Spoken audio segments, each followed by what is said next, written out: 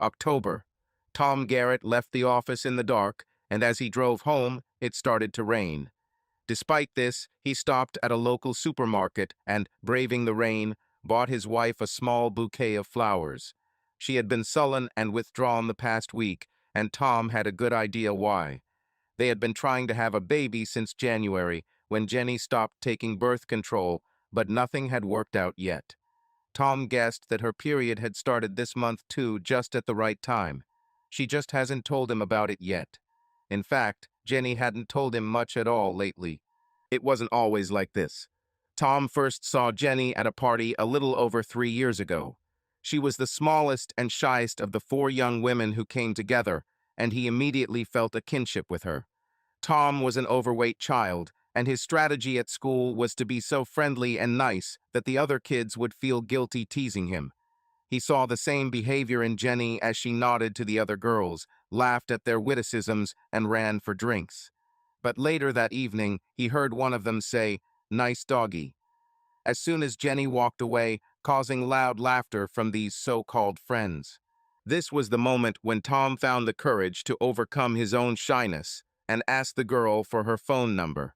On their first date, Tom couldn't believe how different Jenny was when she was away from the other women.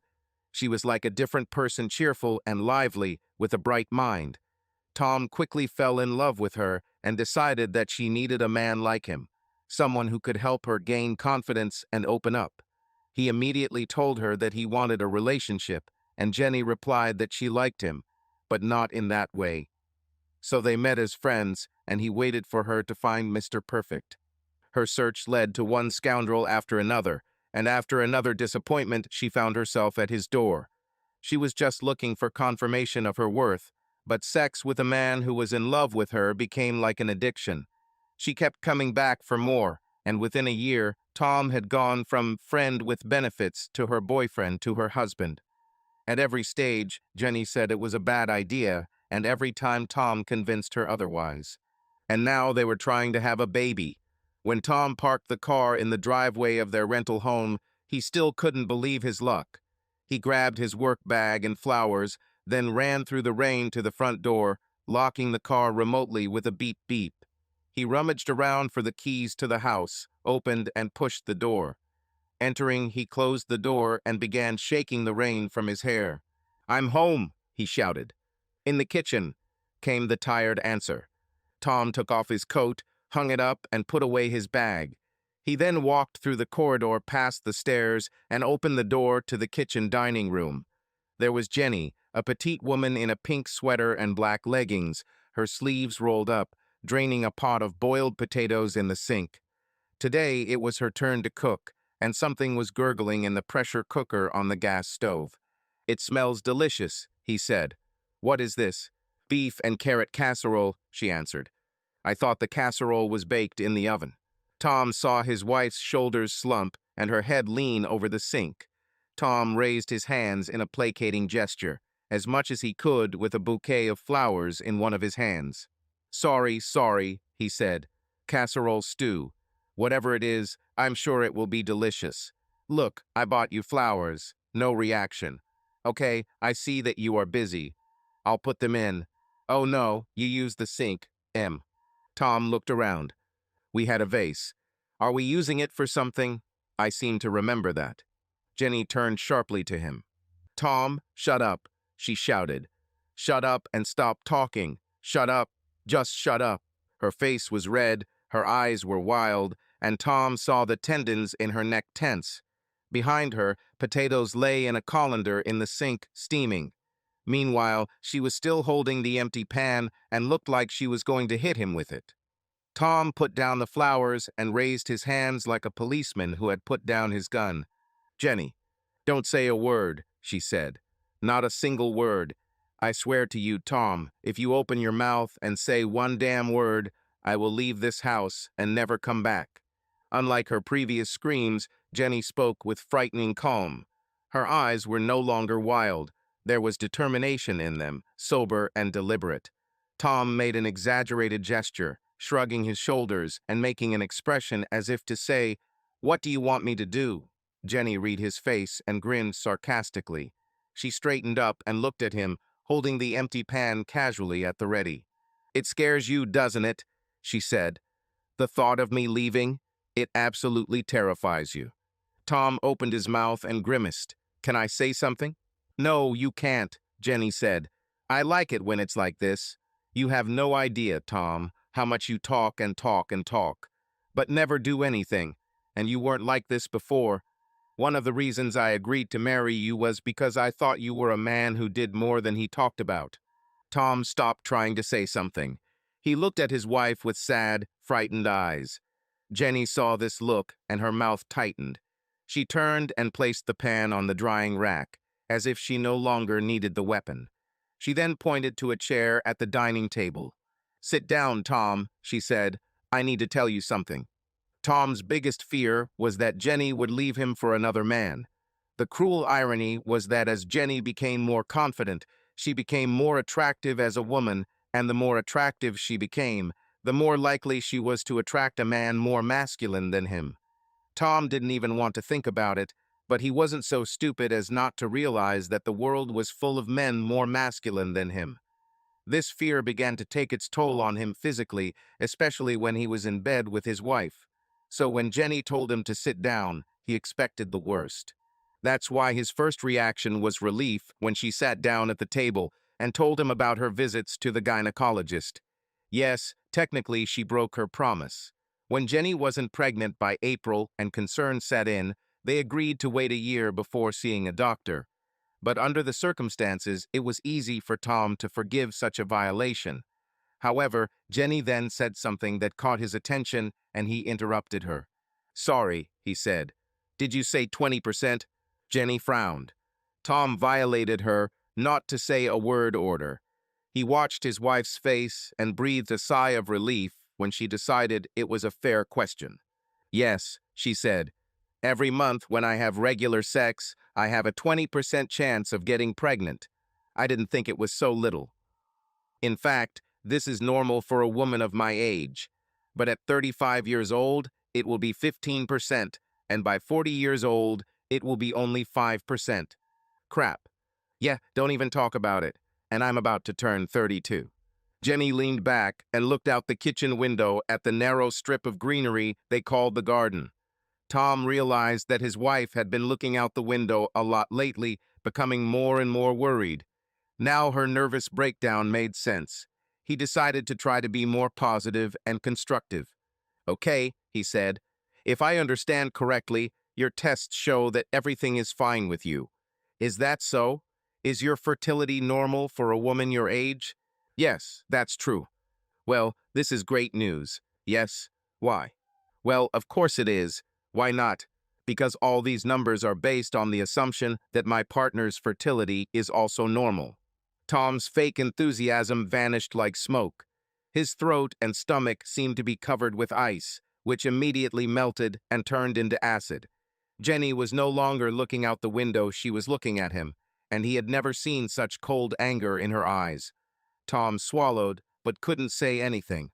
Jenny crossed one leg over the other and spoke in a tone of false politeness. "So tell me, Thomas," she said, "what is your level? You know I don't know that." "Why don't you know?" "Listen, we agreed to wait a year. Okay? Then I release you from this promise." "Jen, please." Tom cringed as he heard the note of plea in his voice. Jenny heard her too, and her whole face seemed frozen with contempt. Tom knew that women despise men who beg, but he didn't know what else to do. "Pull yourself together," said a voice in his head. Tom straightened up in his chair and took a deep breath. He looked at Jenny. "Okay," he said. "I understand your point of view." "I don't need you to see my point of view," Jenny said. "I need you to do something." "Okay, I'll do it. I'll make an appointment with the doctor." "When?" "I'll do it now. You finish preparing dinner while I go online and request an appointment with my therapist." "Fine." Jenny looked at him angrily. Then she relented and nodded. She sighed and leaned back in her chair, her posture relaxing. Tom decided that this was the right moment to dot all the I's on one issue. "I have one question," he said. "Which? If it turns out I'm low or something," he said, "what are you going to do?" Jenny looked at Tom, and he immediately wished he had kept his mouth shut. The anger in her eyes returned, but this time it was blazing. Are you asking me if I will choose you or my own children? No, that's not what I meant. Then what did you mean? Tom rushed around searching for an answer in his head. In fact, that's what he meant, but he didn't want to say it out loud. Listen, he said, there are always options. You mean adoption? Well, we don't have to talk about it now. But you asked the question yourself, Tom. You specifically wanted to know what I would do if it turned out that you were infertile. Tom was shocked by this harsh word like a blow to the face. His eyes stung, and he had difficulty maintaining his composure. Meanwhile, Jenny leaned forward, her eyes sparkling with some kind of evil light. Oh, sorry, Tom, she said. Shouldn't I have used that word? Does it trigger you? Jenny, stop it. But didn't you want an answer, Tom? Because I have it.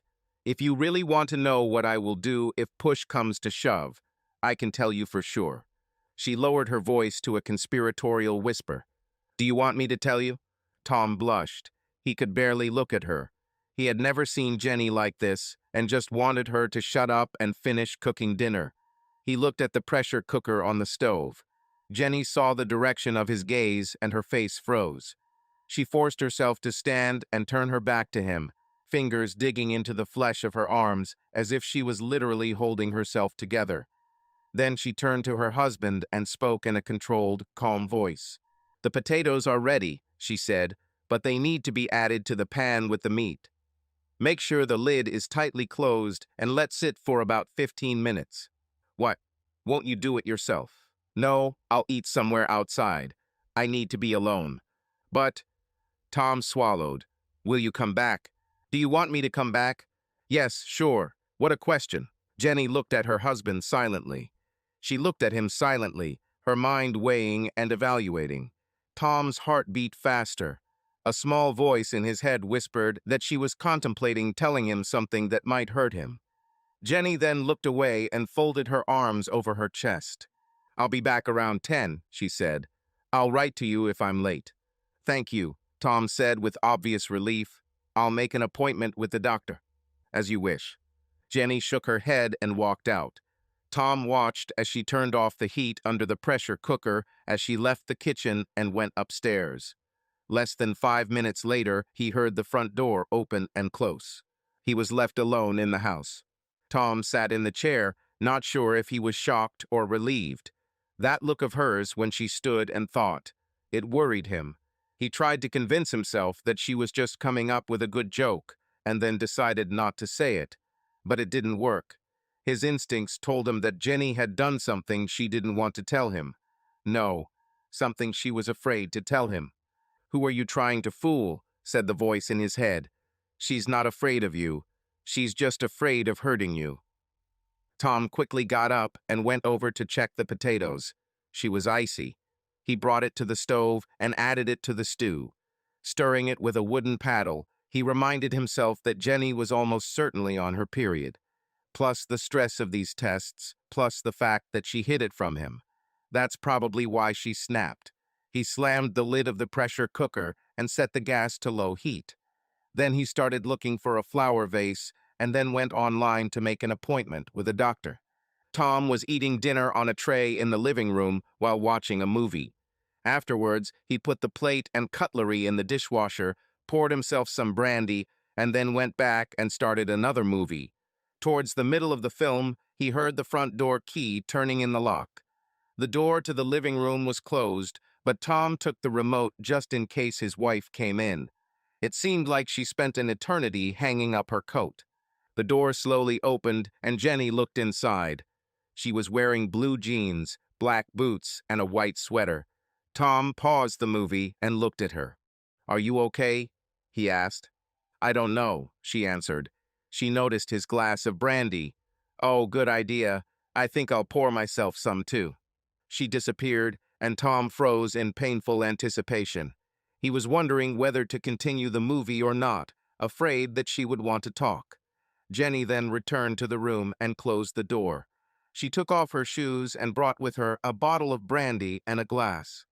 Tom moved his legs so she could sit cross-legged on the other end of the sofa. She poured herself a drink, placed the glass on the table, and then picked up the bottle. "Do you want more?" she asked. "Certainly." Tom held a glass of brandy while his wife poured him another drink. Then she closed the bottle, placed it on the table, and took her glass, warming it in her hand. Tom bit his lip and raised his glass.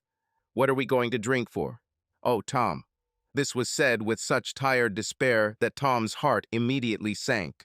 Jenny took a sip, enjoying the hot taste with her eyes closed, and then looked at her husband. She looked not only tired, but also exhausted. "I need to tell you something," she said. "Something I should have told you weeks ago." "Jenny, no. I cheated on you, Tom." She looked into his eyes. "I cheated on you." Tom felt his heart clench. The world suddenly became cold, stuffy, and cramped. My head felt like it was about to explode. Tom took a sip of brandy and nearly choked, coughing and choking. Jenny reached out to touch him, but his hand suddenly rose, and she withdrew hers. He inhaled, held it, then exhaled slowly and deliberately. He looked at her face and saw sadness, anxiety, even sorrow, but not shame. Tom forced himself to speak. "When?" he whispered. "On the opening night of Chiara's gallery," she said. "When you had a meeting on Chester's boat over the weekend." Tom winced. It was he who persuaded Jenny to go to this opening. Jenny looked into her brandy glass and sighed. "In the gallery," she said, "I ran into a man whom I had not seen for many years. The man I was once in love with." "How many?" "His name is Richard. I knew him from St. Patrick's School." "The school of St. What, your high school?" "Yes." "So this is someone you had a crush on when you were a girl?" "Yes." Tom looked at his wife with horror. When he finally spoke, all his anguish and pain came out along with the question. "For what?" Jenny sat with a glass of brandy on her lap, blinking as if looking into a bright light. "I don't know how to answer that," she said. "Richard is tall and handsome. He has a great body. He is the type of man that all the girls wanted. He asked me out for drinks after the opening, and when he said he wanted to sleep with me, I said yes." She looked at her husband. Tom looked depressed. His eyes were hollow and red. His usually round face seemed gaunt. Jenny felt sorry for him, but she also felt relieved. All this had to happen sooner or later. Tom shook his head slowly, looking at her. "How could you do this?" he said. "I know," she said. "I'm sorry." "Do you think sorry will fix everything?" "No, of course not. I imagine that you want a divorce." "Do you want a divorce?" "No. I said that you would want a divorce." I I guess so." Tom looked at her. "I don't want a divorce," he said. "Why not?" "Because I love you." Jenny frowned. She put the glass of brandy on the table and sat down, folding her hands in her lap, as if pondering what she had heard. Then she looked at him. "Sorry, Tom," she said, "but just because you love me, that doesn't mean you should stay married to me." "Why not?" "Because I cheated on you. What if I forgive you?" Jenny looked at him. She stood up and began to pace around the room, her brow furrowed, her fingers trembling. Then she stopped and looked at him as if he were a strange bird that had landed on her couch. She returned to her seat and spoke sharply, looking intently into his eyes. "Okay, how do you like this?" she said. "I don't want to have your child anymore." Tom turned white. His eyes filled with tears. He swallowed and looked at her in pain. "Jenny, why are you doing this?" he said. "Isn't it obvious?" she said. "I don't want to have a child from a weak man." "Do you think I'm a weakling?" "Of course, I think so. Damn it, Tom. I cheated on you. Aren't you even angry?" "Of course I'm angry." "No, you're not angry. You're upset. You're wounded. But you're not angry. I'm sitting here and I know for sure that I can say anything and you won't hit me. Do you want me to hit you?" "No, of course not. But—" Jenny took a deep breath. "But there's a difference between a man who doesn't hit a woman out of principle and a man who just doesn't have the guts for it." Tom looked at her. Jenny stared back, examining her husband with something akin to scientific curiosity. All feelings of guilt and awkwardness disappeared. He was a puzzle for her, an enigma. She saw some brandy left in her glass and drank it down. "Listen, Tom," she said. "Today I will sleep in the guest room. And please, think about what you want to do." "WW, what do you mean?" "Well, do you want me to move out? Do you need to be alone for a while? Do you want to go to couples therapy? Would you do this to me?" "Certainly," said Jenny. "I will do anything to help you get through this. But I can't think for you, Tom. Determine what you need and let me know." "Fine." Tom nodded and looked down at the sofa. Jenny debated whether to offer a hug and decided not to. She turned to leave, carrying an empty glass of brandy. "Jenny," Tom said without raising his head, "do you want a divorce?" "I don't know," she said. "I just assumed this would happen. But I know for sure that I don't want things to continue the way they were." "No, I think that's right. Good night, Tom." Jenny left the room and quietly closed the door. Tom sat staring at his empty glass, feeling completely defeated and somehow unable to cry. "You need to divorce her, buddy." Tom spent weekends with Chester Harrington, a friend from his university days. Chester was from a wealthy family, and after hearing the news on the phone, he invited Tom to the marina where his yacht was moored. It was out of season, and they had just finished lunch in the nearly empty marina restaurant. They were a couple who didn't seem well suited to each other, Tom looking a little dowdy in his jeans and olive green sweater, while Chester looked dapper in white trousers, a blue and white striped shirt, and a sea green V-neck sweater. But Chester had been best man at Tom's wedding and was now giving him advice. "It's a shame," he continued. "In many ways, I thought Jenny was good for you. But betrayal is too much, as for me. Don't you think I should forgive her?" "You can forgive her if you want, but I wouldn't stay married to her." "How can you trust her again?" Tom grimaced and took a sip of beer from a tall, gold-rimmed glass.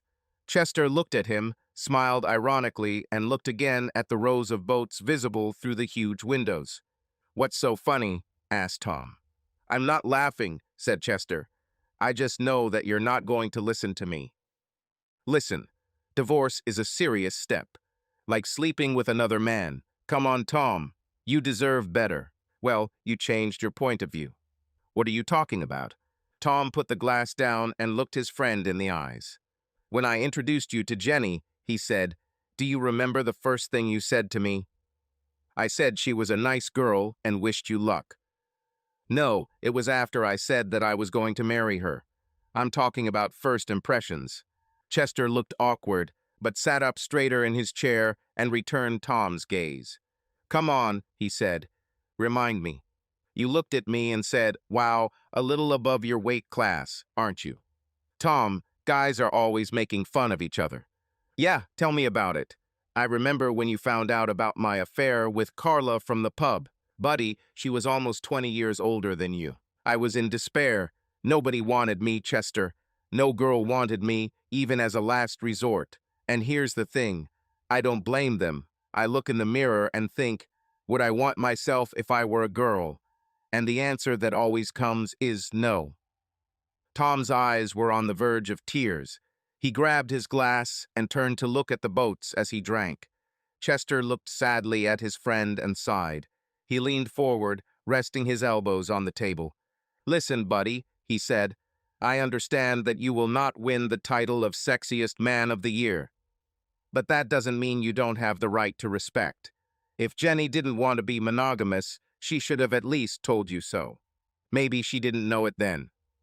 Then why the hell did she marry you? Come on, Tom. You were going to have a child with this woman.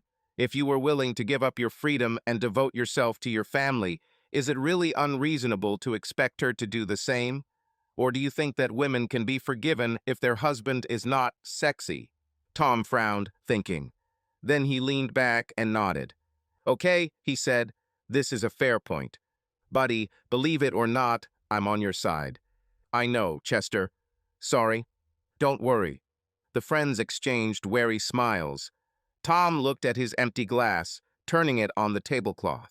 "By the way," he said, "this whole having a baby thing may be meaningless." "What do you mean?" "I have a doctor's appointment next week to check my fertility." "Oh, great. Are you going to do this in vitro? This is even the least. I was referred to a urologist who asked me to send all my medical records, and I mean everything, even from childhood. Crap.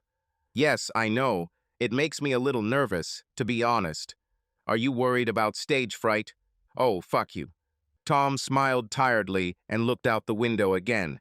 Chester looked down at his empty glass, frowning at the remains of white foam around the edges. Okay, he said, on that happy note, would you like another beer? Tom returned home Sunday night to the smell of fried chicken. He ended up having dinner with Jenny and telling her about his weekend with Chester. He was planning to go upstairs later, but instead he found himself watching a movie with his wife. Everything was very civilized. The inconvenient truth was that things got better. Jenny's confession made it pointless to even pretend that they were a happily married couple, so neither of them even tried. Tom stopped trying to make his wife happy, and Jenny stopped trying to make Tom act more like a man.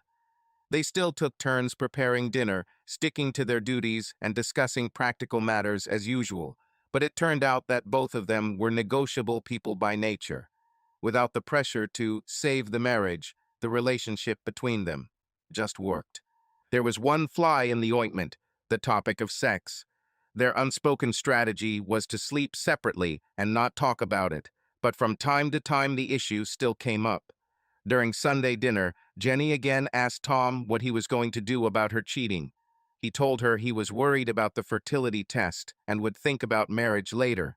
Jenny replied, fair, and didn't bring it up again, but it was a reminder that their current calm was a temporary state, like a truce in a war. Sooner or later, they will have to face this.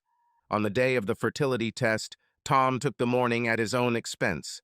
The urologist asked many questions about his lifestyle, diet, childhood illnesses, and so on.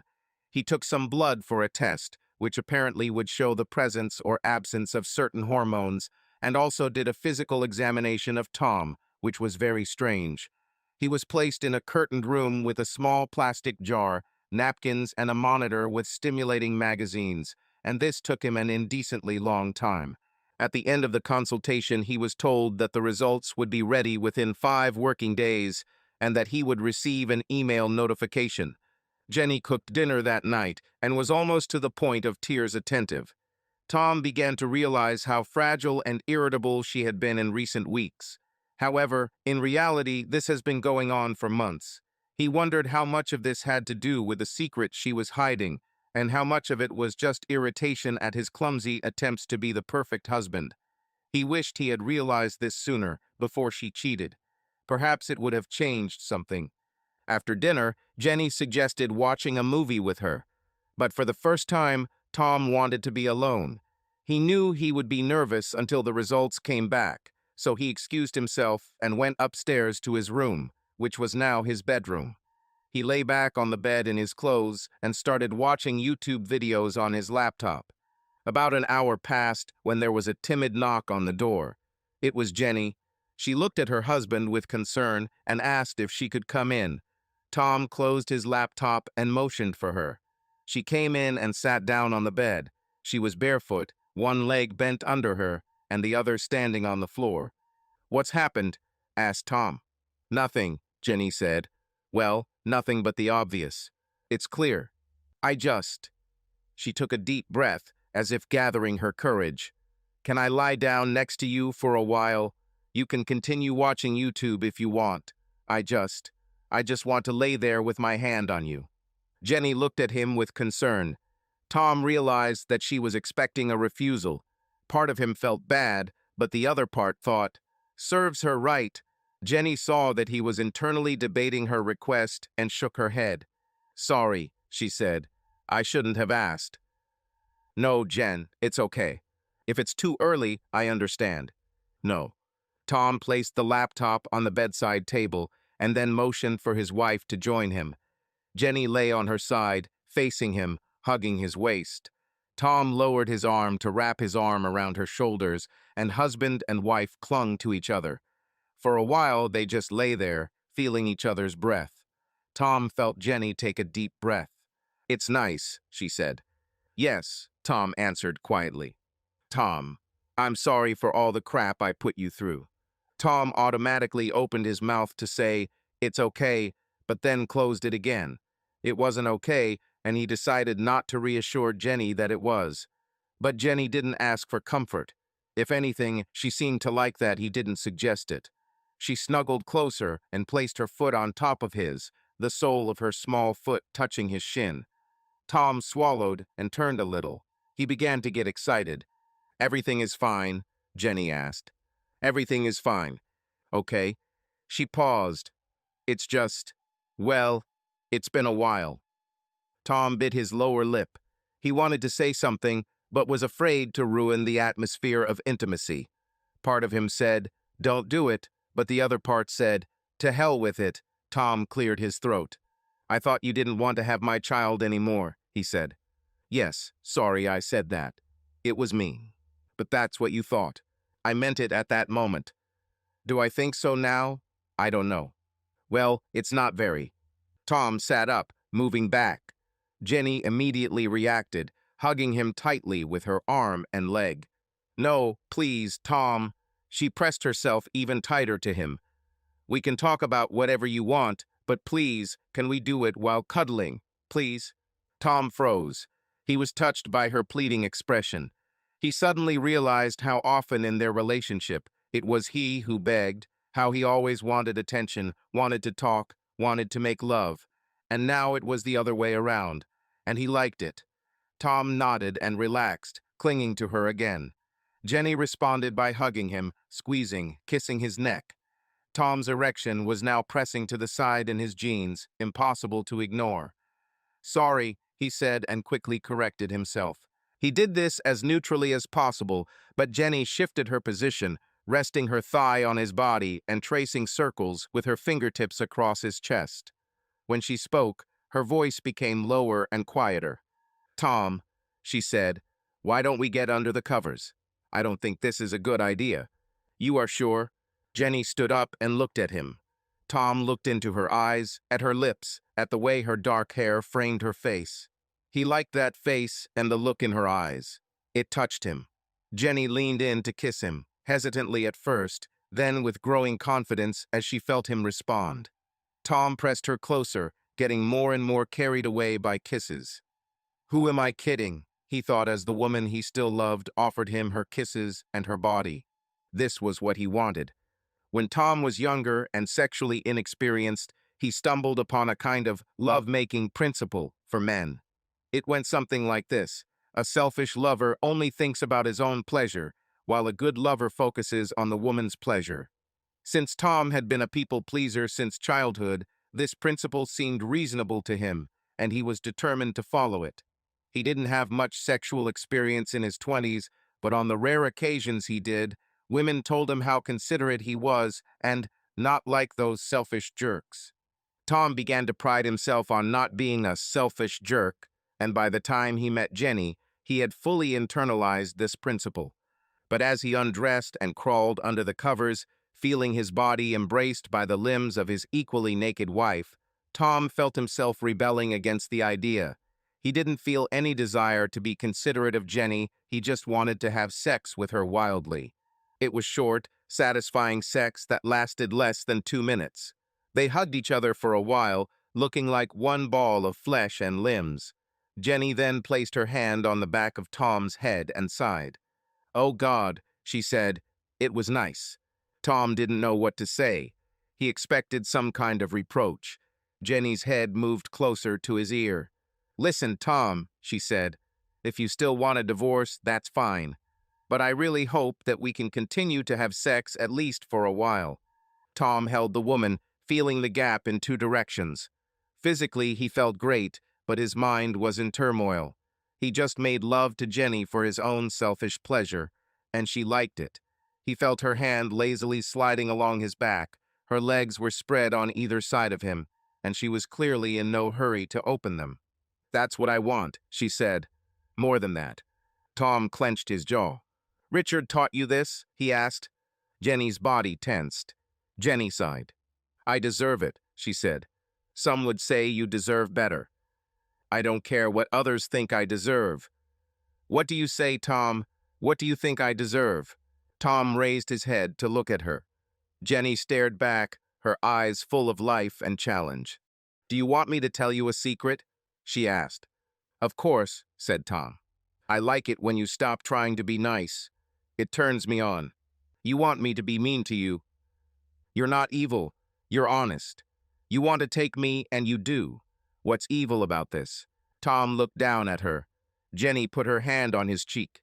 I've been a bad girl, Tom, she said. You must punish me. Tom's face looked tense and unhappy. Jenny's eyes widened in concern, and she took his face in her hands. Tom, I'm sorry, she said. I didn't want to. It was already too late. Her voice broke. He rolled onto his side and lay on his back, covering himself with a blanket. Jenny turned her head to look at the man staring at the ceiling, unsure whether to touch her. Tom, I'm so sorry, she said. I didn't understand that. Jenny, can you just give me a minute? Certainly. Sorry. I fall silent. Jenny curled up and put her head on the pillow. Tom continued to look up, feeling terrible and not understanding why.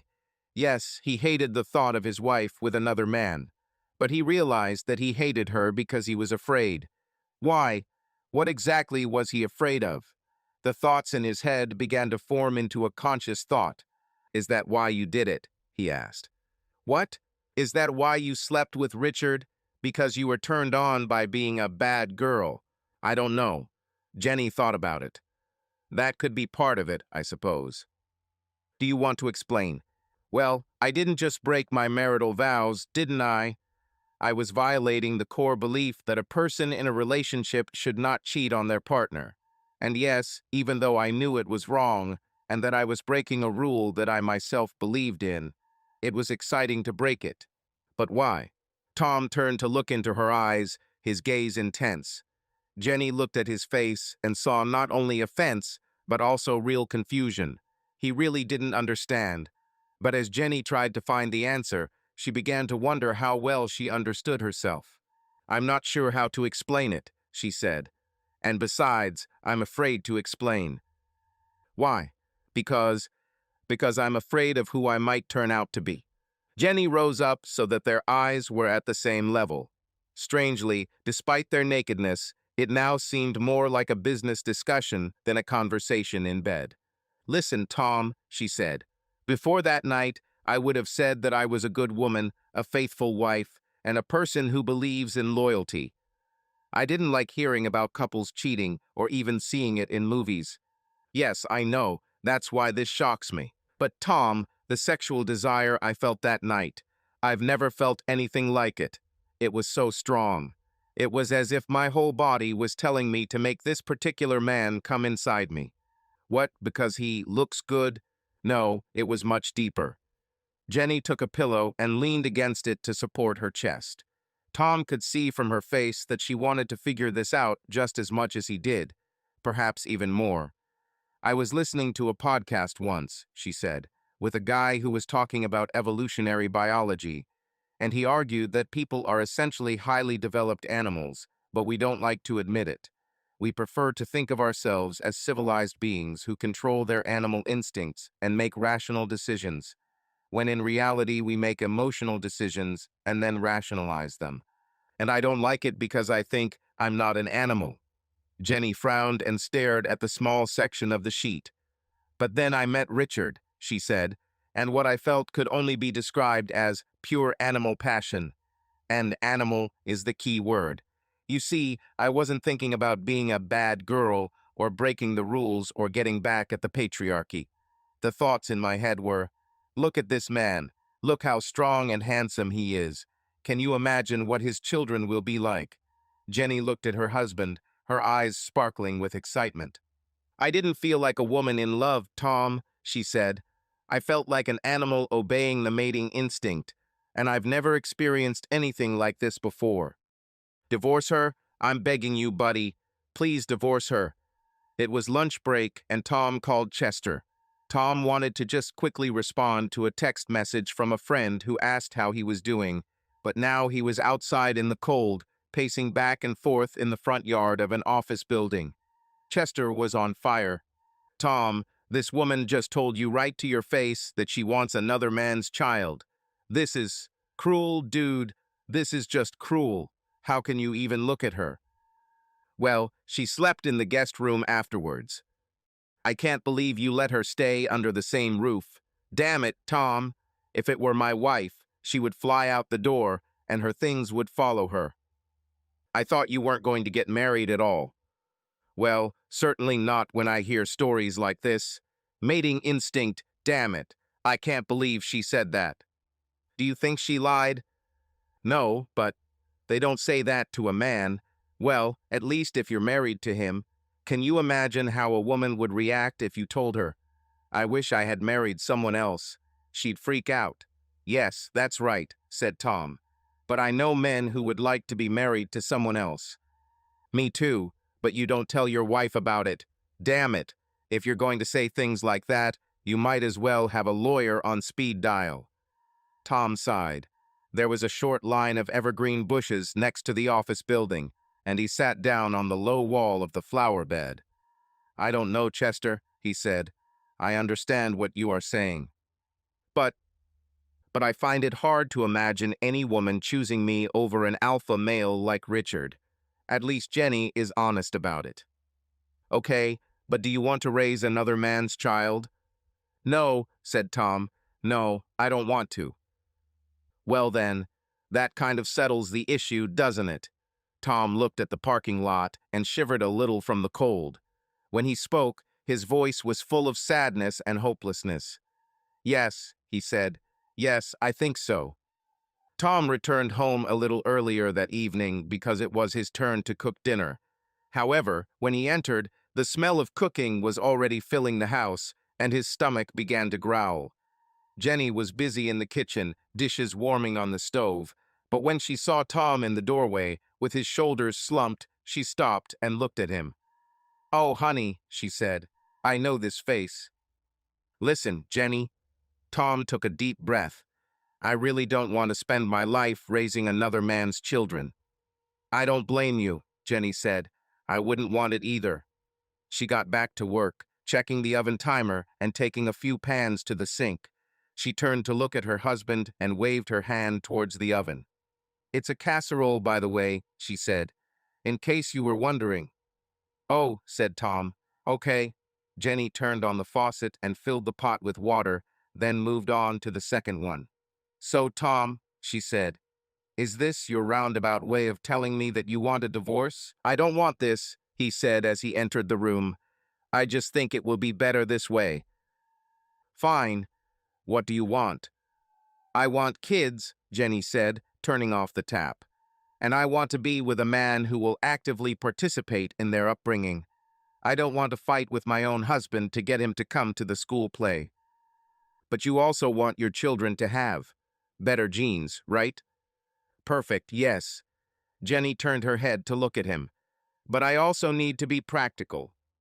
What does this mean? Jenny began scrubbing the pot with a scraper. She continued talking while she washed. You always tell me how beautiful I am, she said. And I appreciate it, Tom. I really do. But we both know that there are literally hundreds of women who are much more beautiful than me. I don't care about them. I know. Jenny glanced at him. That was one of the reasons why I agreed to marry you. But there's also a part of me that's a little angry about it. Why? Jenny stopped and leaned against the edge of the sink, staring at the soap dispenser.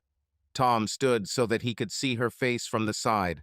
Her expression was worried and serious, like a detective trying to solve a murder. When you asked me to marry, she said, I felt torn in two directions. On the one hand, this was not the same Mr. Darcy moment that lived in my school fantasies. I respected and appreciated you, but I was not in love. On the other hand, I've been with men I was in love with, and the relationships were crap. My relationship with you was much better. Jenny dropped the scraper, shook the water from her hands, and turned to Tom, leaning her back on the sink. But do you know what finally convinced me? She asked. That you wanted me. You were serious about marriage. You were serious about starting a family. And it's not that you were the first man who was serious about our relationship. It's that you were the only man who was ever serious about it." Tears streamed down her face, but she continued to speak. "Even now, at this moment, you are standing and listening to me. Can you imagine how wonderful this is? To have a man who listens to me without saying that I'm stupid or hysterical or that I'm making things difficult. And I have to refuse this man because he's not Mr. Darcy." Jenny waved her fists in the air, sobbing. "Mr. Darcy is fiction," she screamed. "Love stories are fiction. Romance is a fantasy. None of this is true. No one gets the love they want, and... She began to cry like a little girl lost in a dark place with no hope of salvation. Tom came closer, hugged her, and she cried like a little child. Tom was lying on the sofa, hugging his wife. He turned off the oven, leaving the casserole inside, and led Jenny into the living room. Jenny was now curled up next to him, resting her head on his chest. She didn't cry anymore, only sobbed sometimes. Despite the cozy atmosphere, Tom felt that they were huddled together, as if sheltering from the cold. He felt Jenny move her leg, trapping one of her feet between his calves like a cat seeking refuge. "Are you okay?" asked Tom. "No." Tom looked down at her dark hair. He squeezed her shoulder lightly, feeling her hand squeeze his in return. He looked at the curtains, frowning in confusion. "You really don't believe in love?" he asked. "Not the kind of love they try to sell us in the movies," Jenny replied. "You mean romantic love?" "I mean the idea that there is the perfect man for me out there somewhere. My soulmate, the one, it's all a lie." "So what do you believe in?" "It's not so much faith as it is a feeling of hopelessness." "Feeling hopeless?" "Yes." Her voice was dry. "A feeling of hopelessness that maybe Darwin was right, that men compete with men for the fittest women, and women compete with women for the fittest men, and that the fittest men and women get together and have children, and the rest are forced to be content with what is left." Jenny pressed her forehead against his chest. "Oh God, it sounds terrible when you say it out loud," she said. "Yes, that's true. But isn't it terrible because it's true? Isn't that why romantic films are so popular, because they give people an escape from the terrible truth?" "No," said Tom. "I think they are popular because they give people hope." "Hope for what?" Jenny turned and raised her head. She looked at Tom, her reddened eyes full of seriousness and questions. "The hope that true love still exists," she said. "That Mr. Right will appear and you will live happily ever after." "Well, sometimes it happens." "Did this happen to you, Tom? Was I the one for you?" Tom's mouth was dry. He frowned, trying to think of an answer. Jenny looked into his eyes, clearly intending to wait. He cleared his throat and said, "Yes, in a way." "Which one?" "I fell in love with you. I wanted to marry you, and you finally said yes. I mean, it was my dream come true. And now you want to get a divorce? I told you I don't want this." "Have you stopped loving me?" "No." "Then why get a divorce?" "Because you want to have a child with another man." "No, I don't want to." Jenny moved onto Tom's body and looked into his face. "I want to have a family, Tom, and this means that sooner or later I will have to choose a man with whom I will start a family, and I can keep looking for Mr. Right, who almost certainly doesn't exist. Or I can be practical and accept that you're the best I'm likely to get. It doesn't really calm me down." "I'm sure not, but that's the reality." "What about Richard?" "Richard was what the guy on the podcast would call a mating opportunity. Good genes, good looks.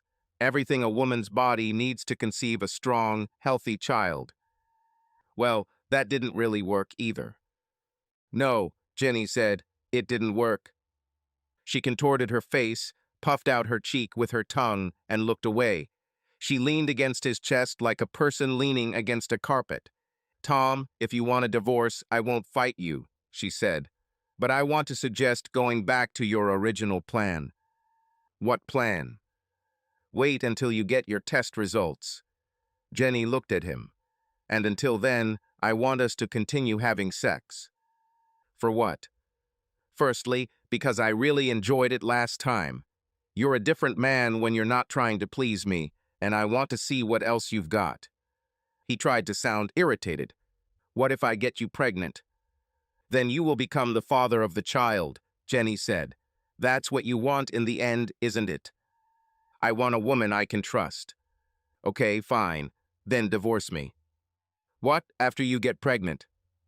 "Yes. I can't do this." "Why not? Men do this all the time." "I'm not that kind of person." "Well, maybe you should become one." Jenny moved closer to his face. "Maybe you should be more selfish, more cruel, more of a scumbag." "I don't want to be a jerk, even if it turns me on." Tom looked at his wife's face. His excitement was now unbearable.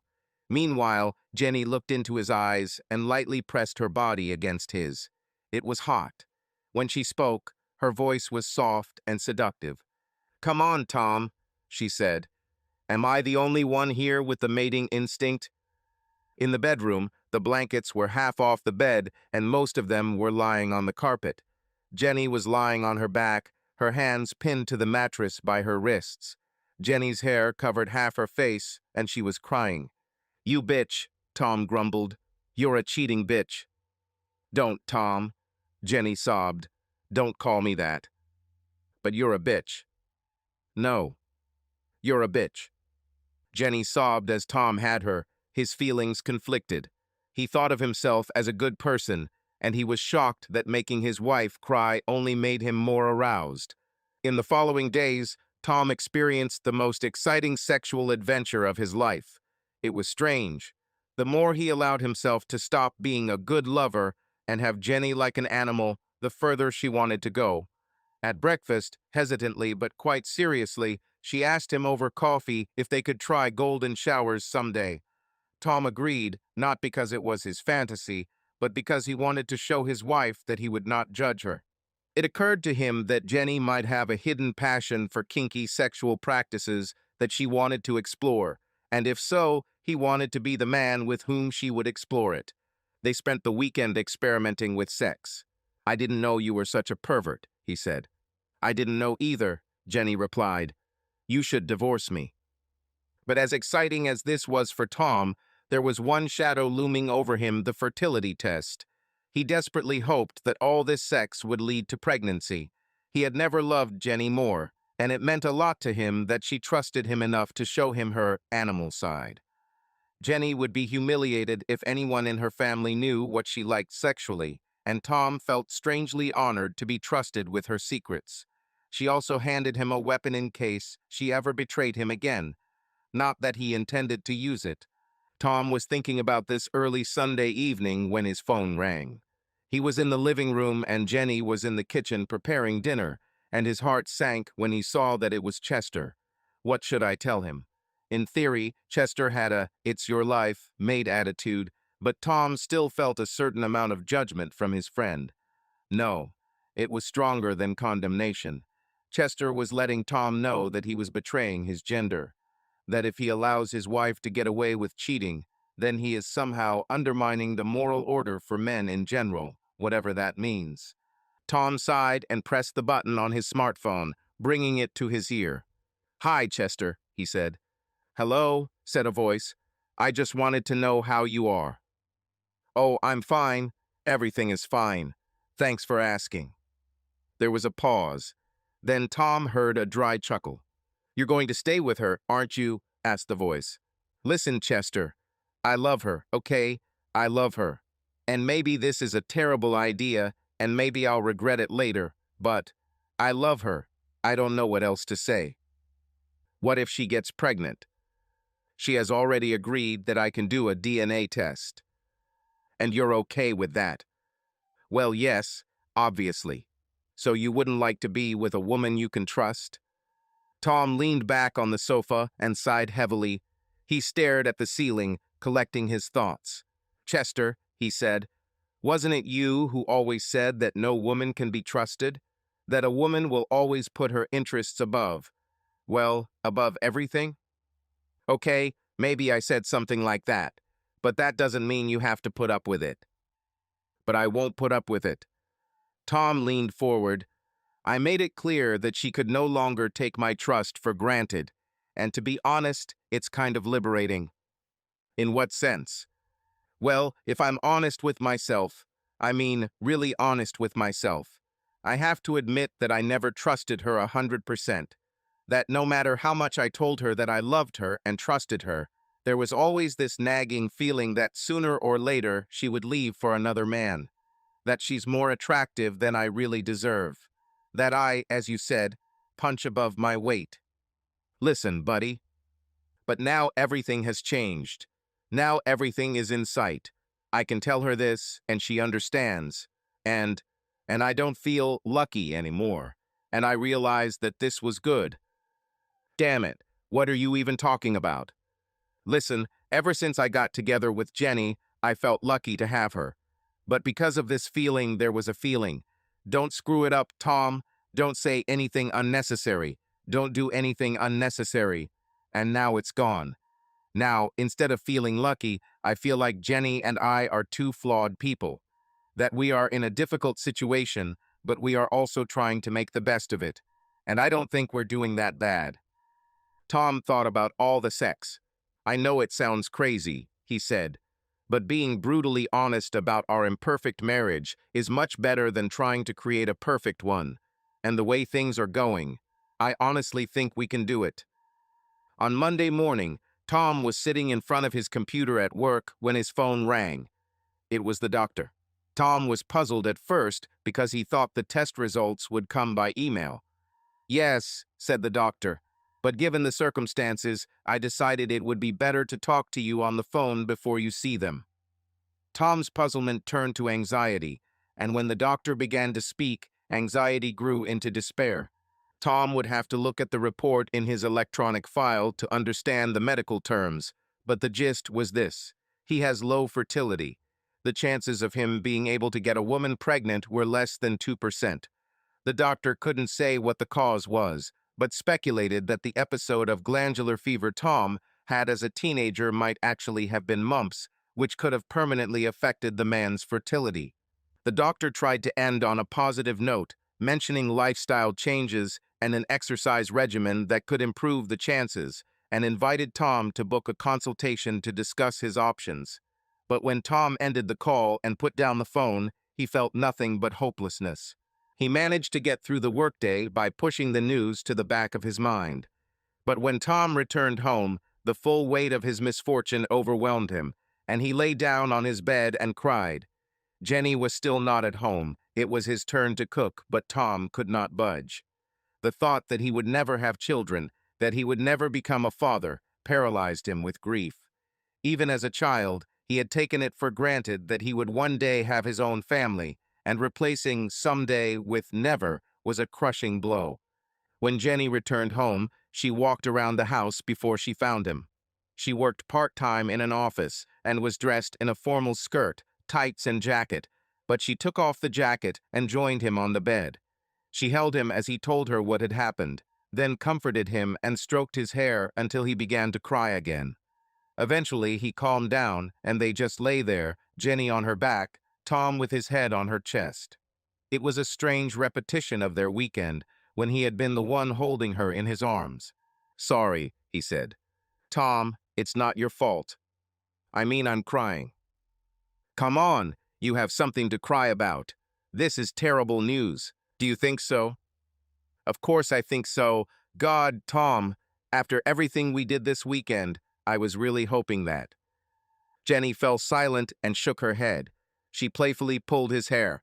You know what I was hoping for. There was silence. They just lay there, feeling each other's breath. Then Tom let out a humorless laugh. You know what's ironic? He said. What? If Richard had gotten you pregnant, I would never have known. I would live in blissful ignorance, and we wouldn't be in this situation. No, Jenny said. The truth would still come out. Don't know. I can live in denial.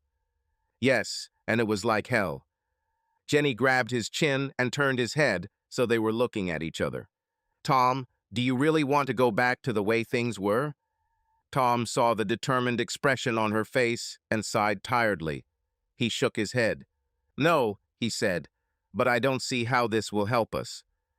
"What do you mean?" "Come on, Jenny. You clearly expressed your position."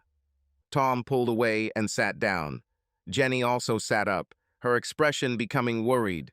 They looked at each other across the bed, and Tom spoke in a voice that was both casual and accusing. "You said you would divorce me if I couldn't get you pregnant," he said. "No, I didn't say that," Jenny said. "I said if you can't get me pregnant, I'll have to find a man who can." "Yes, but—" Tom frowned and looked closely at his wife. "Wait," he said. "Are you suggesting that you get pregnant by another man, and we stay together?" "Well, it depends on the situation," Jenny said. "Do you want to stay married to me?" "Not if it means you have sex with another man." "Then how are you suggesting I get pregnant?" "Well, what about sperm donors?" Jenny sighed and sat down, crossing her legs and pulling up her skirt to free her knees. Her short, slender legs looked sexy in the pantyhose, and Tom tried to ignore it. "I looked into it," she said, "and intrauterine insemination seems stressful, unreliable, and expensive to me." VMI. Intrauterine insemination. I go to the clinic the day I ovulate, and they inject the donor DNA into my uterus. But I've read stories of women who have done this, and there are a lot of problems there. Lines, competition, lack of medical specialists who really specialize in this area, not to mention the fact that you can go through all the circles of hell and still not get pregnant. She shook her head. "It looks like a nightmare." "But—" Tom's voice faded. "But what?" Other than donation and adoption, he couldn't think of any other option, and he didn't like where this conversation was going. He was also concerned about Jenny's emotional detachment. She looked sad but calm, as if her infertility was something she had already come to terms with. She clearly didn't seem devastated that she wouldn't be able to have his child. All her pity was directed towards him. As if to emphasize the difference, Jenny rubbed her face as if waking up. "Okay, we need to figure out the main thing first," she said. "I'm hungry. Shall we order food?" "I'm not hungry." "Okay, leave it to me. And I would suggest that our first step is to go back to the doctor to see if there is any way to treat this." He didn't sound reassuring. "Okay, but let's find out for sure, okay? And you want me to come with you. Would you do that?" "Certainly. This is also my future." Jenny spread her legs and moved over to hug Tom. He held her close, smelling her hair, her perfume, feeling her body in his arms. It felt so good. Jenny squeezed him back and kissed his cheek. "Come on, Tom," she said. "We can handle this. One way or another, we will manage." Tom ended up joining his wife for the Chinese food she ordered. They chatted about work, colleagues, movies that were about to come out. Everything except their life together. After dinner, Tom watched TV while Jenny went upstairs to shower and change. He was sitting on the couch, minding his own business rather than watching TV, when the door to the living room opened and Jenny walked in barefoot. She was wearing only a robe. Her hair was damp and loose over her shoulders. She sat down on the edge of the sofa next to her husband, fresh and smelling good, and smiled at him. "Can I entice you to go upstairs early?" she said. Tom felt his heart skip a beat. He was afraid that his wife might not want to have sex, and this invitation touched him. He turned off the TV, took her hand, and walked with her into the bedroom. She took off her robe and climbed into the bed naked, and he also took off his clothes and joined her. They kissed and caressed each other, simply and without unnecessary drama. Jenny kept the French kiss gentle and loving, feeling that now was not the time for her more primal desires. Slowly and carefully they moved on to sex. But Tom had trouble having sex. It was almost impossible for him to get excited. Finally, Tom gave in and tried to move away from her. Jenny grabbed him and held him, stroking the back of his neck as she spoke soothingly. "It's okay," she whispered. "Everything is fine." "No, it's not okay." "Yeah, okay." "No." Tom clenched his jaw and his eyes filled with tears. "I feel like half a man." Jenny didn't answer. She held her husband, stroking his back and feeling his breath. She could feel the tension in him, but she thought it was best to just stay close and see where he went with this. She felt his chest heave. "Do you think I'm half a man?" he asked. "No, of course not. But I'm not whole, am I? I'm a man with a missing piece." "Stop it, Tom." Jenny wrapped her arms around him. "Stop it, Tom." Jenny hugged him tighter. "I'll tell you who you are. You are a man who has suffered a terrible blow. I can't imagine what you're going through, but I want to point out that you only found out about this today. So give yourself some time, for God's sake. You have the right to be upset without destroying yourself." Tom remained motionless for a while. Then he hugged her and pulled her close to him. "I love you, Jenny," he said. "I love you so much. I don't want to lose you." "I know, Tom. I know.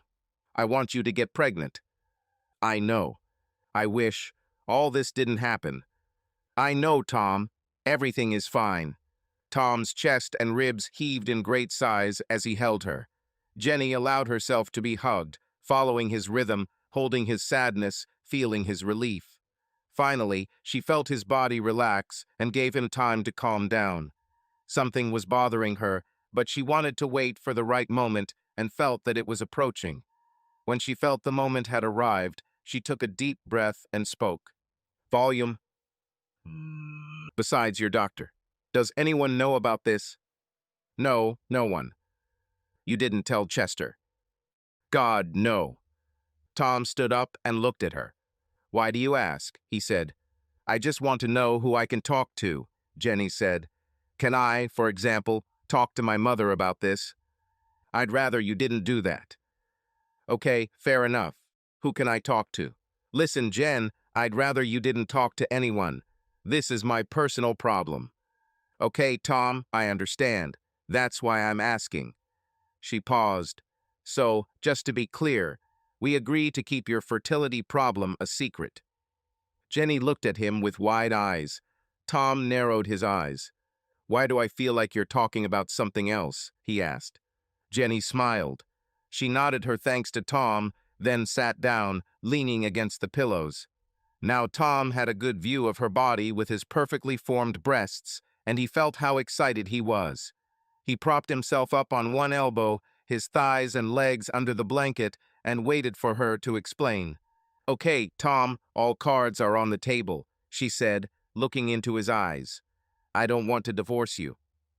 Tom was stunned. Jenny held his gaze, showing that she was serious, then said, "But I don't want us to stay married if what I want will make you unhappy. I may not offer unconditional love, but I love you enough to do so." "Okay," said Tom, "and what exactly do you want?" "You said earlier that if Richard got me pregnant, you would think the child was yours." Cold. "Well, I guess you wouldn't be the only one," Jenny said. "I think everyone would think it was your child." "Okay, so what are you getting at?"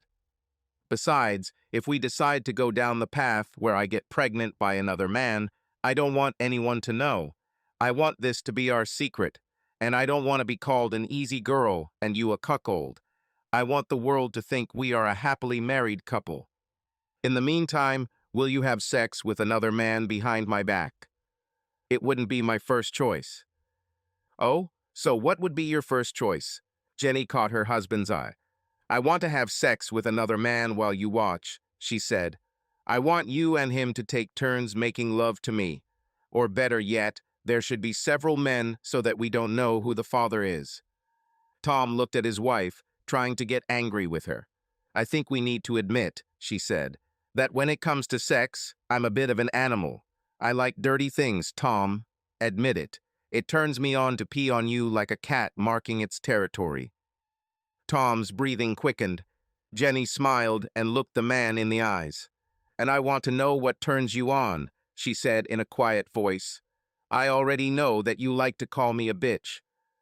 Tom couldn't stand it anymore. He pounced on her, throwing her back and spreading her knees wide. "Oh, Thomas," she said, "I didn't know you were such a pervert." Tom looked relieved. He smiled and said, "Maybe you should divorce me." "No way, Mr. Garrett, no way." Jenny's eyes sparkled as she looked at him. and Tom felt his heart break. What greater happiness could there be for a man than to see the woman he loves so visibly happy? Maybe Chester was right, and there was a better woman out there somewhere. But Tom decided to take a chance with this one. He didn't know what the future held for him, but the present was so damn good that he was willing to take the risk.